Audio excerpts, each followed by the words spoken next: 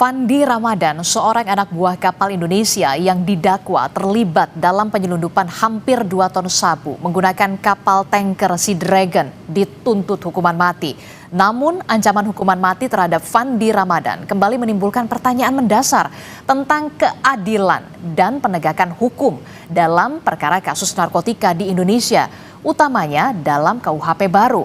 Dan untuk membahasnya sudah bergabung bersama kami melalui sambungan daring Habibur Rahman, Ketua Komisi 3 DPR RI, dan juga pakar hukum pidana dari Universitas Jenderal Sudirman, Profesor Hipnu Nugroho. Selamat pagi, Assalamualaikum Bapak-Bapak. Selamat pagi, Assalamualaikum. Waalaikumsalam. Ya, saya mau ke Mas Habib dulu. Mas Habib, kemarin Komisi 3 DPR RI sudah menggelar rapat khusus untuk membahas soal kasus Fandi ini yang dituntut hukuman mati.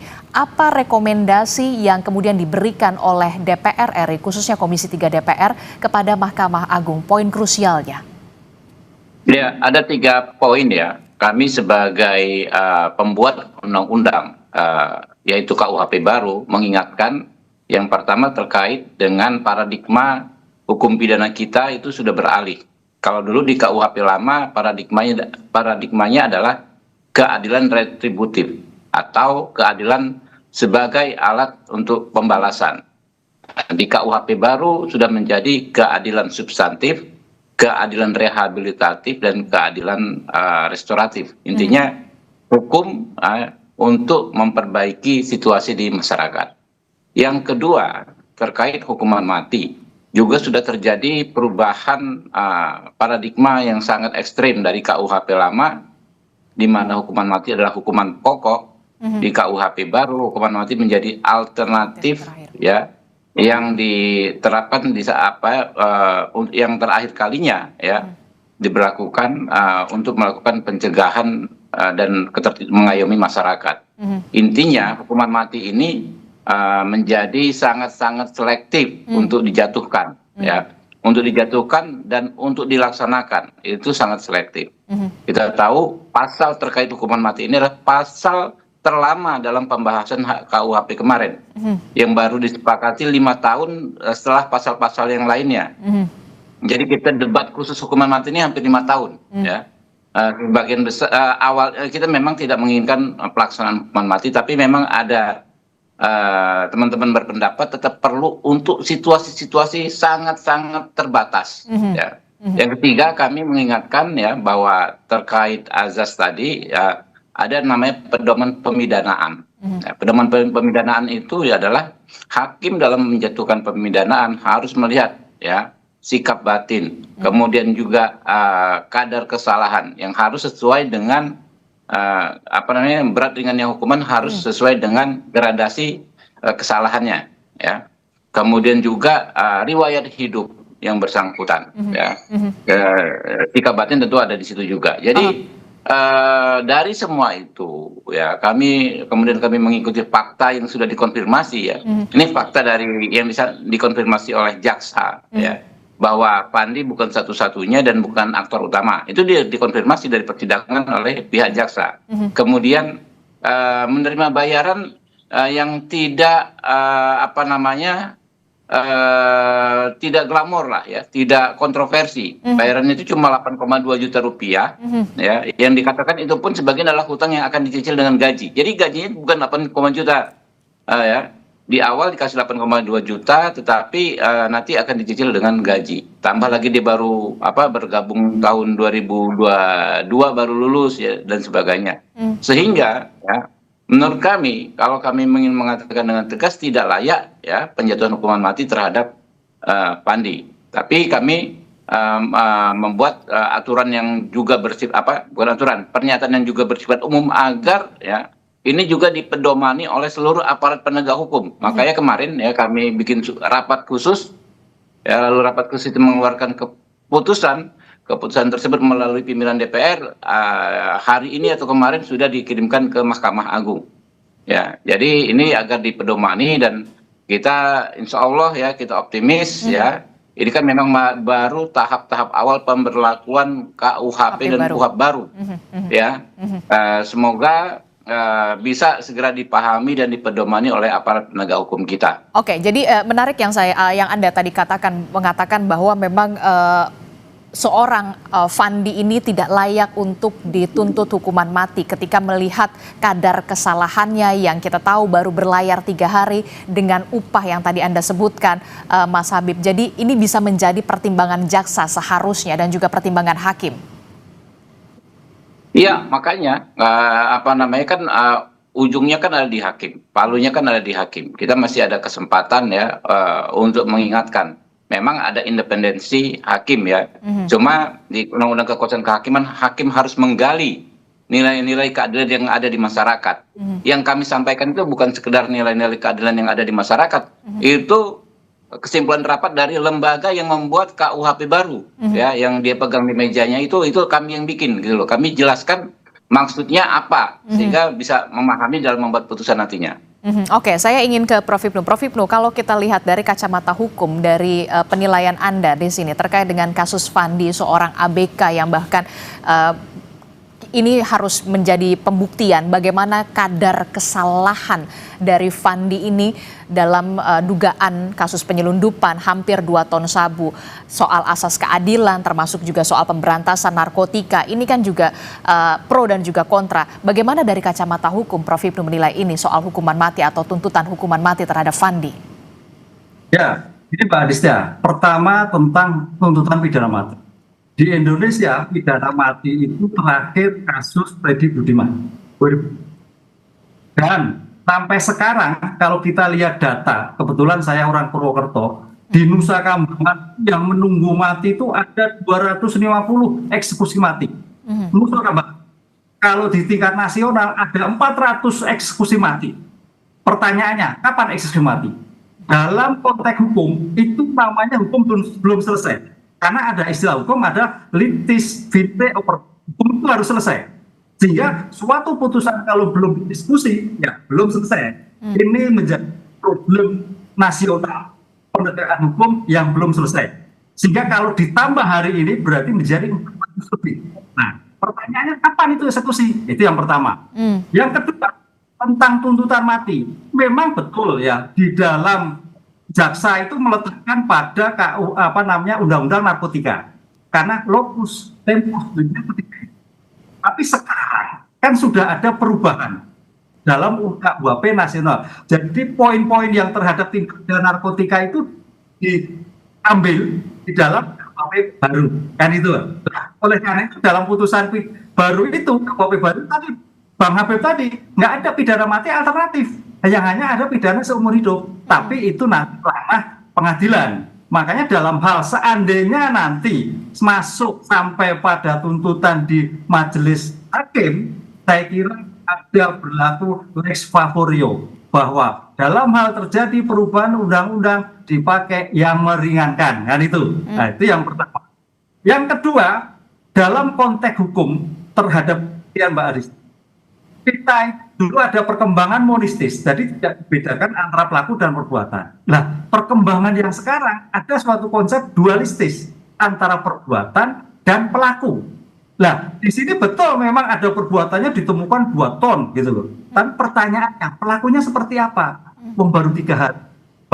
Bagaimana kemampuan melihatnya? Apakah tidak terjadi karena ada relasi kuasa? Ini yang harus dilihat. Dengan demikian kalau kita lihat perbuatan betul 2 ton, tapi bagaimana kondisi si pelaku? Disinilah yang melitik beratkan konsep dualitis yang berkembang itu, melihat betul-betul si pelaku itu harkat, martabat, kedudukan, sikap batin yang tadi Bang Abdul katakan, itu harus sudah jelas.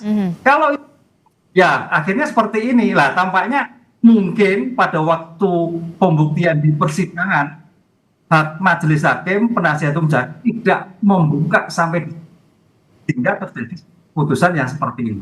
Begitu, Pak. Oke, termasuk juga soal dalam tanda kutip ya peran dari aktor utama yang sampai saat ini kalau kita lihat Mr. Tan yang diketahui Mr. Tan atau alias Jackie Tan kini masuk dalam daftar pencarian orang. Ini merupakan salah satu aktor utama dalam kasus penyelundupan sabu 2 ton ini.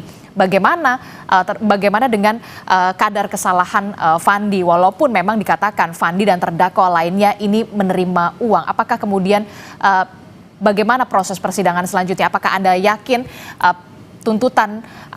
putusan akan sesuai dengan tuntutan atau kemudian seperti apa? Ya, apalagi ini pelaku utamanya belum. Jadi dalam konsep KUHP nasional ada yang namanya penyertaan, turut serta. Bagaimana peran serta pelaku, turut serta, pelaku utama yang terjadi. Nah, dalam hal ini pelaku utamanya nggak ketemu. Dan pelaku-pelaku yang lain tampaknya kita juga belum mendengar apakah sudah dituntut atau belum. Jadi ada yang pikiran melompat ini, wong pelaku yang lain yang tanda petik mungkin pelaku aja belum ada tuntutan, kok Fandi kalau kita melihat sebagai mungkin pelaku yang membantu ya, pelaku politik ketiga. Ada pelaku utama, pelaku kedua, pelaku tiga. Nah, saya kira pelaku kedua itu seperti apa kita belum mendengar. Harusnya kalau kita mendengar ketika pelaku utama ketemu, pelaku kedua yang bagai penyertaan itu sudah dituntut dulu, baru dengan sampai Kompas TV, Bang Habib dan sebagainya menyampaikan ke Mahkamah Agung akan melihat bahwa konteks pemidaan sekarang adalah meletakkan sebagai rehabilitatif suatu perbaikan tentang bagaimana pelaku, apalagi kan masih muda. Ini saya kira suatu bentuk pertanggungjawaban negara melihat sebagai aspek dualistis pelaku dan perbuatannya harus melihat secara komprehensif. Oke, harus dilihat secara komprehensif. Tapi kemudian penting juga untuk diingat adalah untuk peran dari aktor utamanya, yakni Mr. Tan yang sampai saat ini juga masih DPO. Mas Habib, bagaimana Anda melihat ini? Ya, kita akan dorong terus juga, memang ini harus tuntas. Ya. Yang pelaku utama mastermind-nya tentu harus ditangkap. Dan saya kalau terhadap mastermind ya, terhadap orang yang merencanakan ini semua lalu paling banyak mengambil keuntungan, saya sangat sepakat diterapkan hukuman mati karena itu 2 ton itu daya rusaknya itu luar biasa ke masyarakat kita kan. Ya, jadi kita dorong saja ya. Tapi memang faktanya memang kan nggak mudah. Ini kan kejahatan lintas negara. Biasanya ya dalam situasi seperti ini pelaku utama itu tidak ada di Indonesia ya. Pelaku utama mengendalikan kejahatan ini dari luar Indonesia. Ini yang kita dorong ya kepada penegak hukum untuk menggunakan semua protokol yang mereka miliki untuk menangkap si pelaku utama beserta jaringannya. Oke, tapi saya ke Prof. Hipnu. Prof. Hipnu, terkait dengan Fandi, ini kita membahas soal Fandi. Ini kan sudah dituntut oleh jaksa penuntut umum pidana seumur hidup. Pidana mati maksud saya. Kemudian apakah ini hanya efek kejut atau seperti apa? Kalau Anda melihatnya dari kacamata hukum.